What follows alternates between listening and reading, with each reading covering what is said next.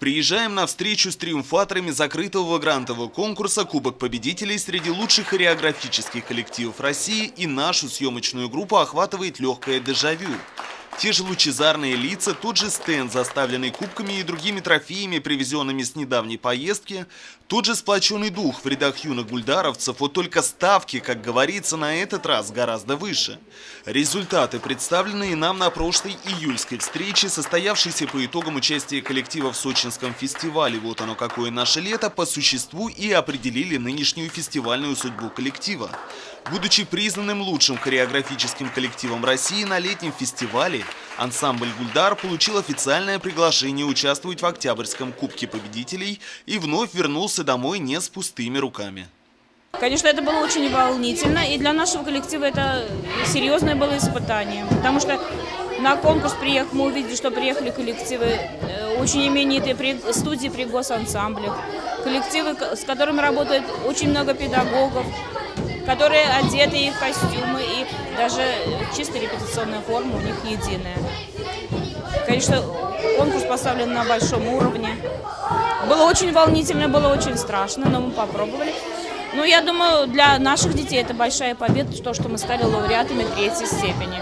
Конкуренцию сибайскому коллективу составляли самые именитые танцевальные объединения страны. Москва, Санкт-Петербург, Челябинск, Нижний Новгород, Самара, Казань и другие города-участники. Всего более 40 коллективов, прошедших отборочный тур.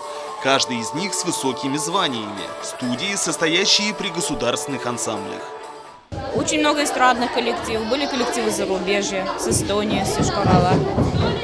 Ну и мы, я думаю, не спасовали на фоне их. Показали свое мастерство. Такие яркие эмоции, удивление такое.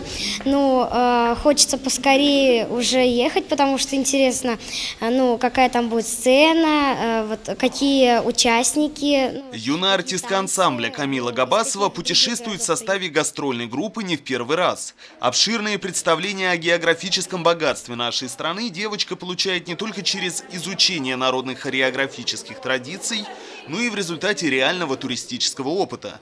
Последняя поездка принесла ребятам уже вторую встречу с морем в текущем году, богатый организованный досуг, завораживающие фестивальные церемонии и массу сопутствующих впечатлений.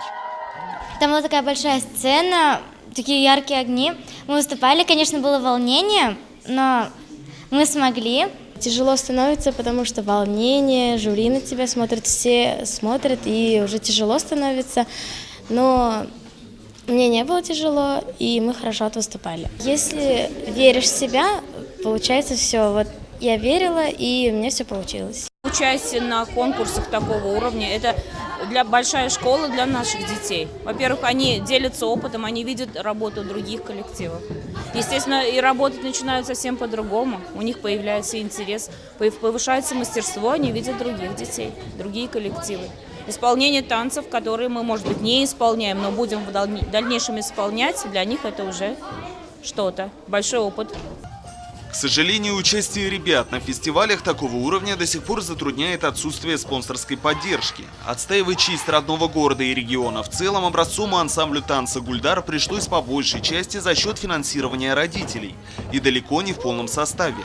Руководство ансамбля выражает особую благодарность семьям своих воспитанников, а также отдельным представителям частного предпринимательства нашего города за подаренную возможность блеснуть своим талантом на таком высоком уровне. Ринат Музафаров, Радмир Исенгулов, Гульгина Раскильдина, телекомпания СТВ.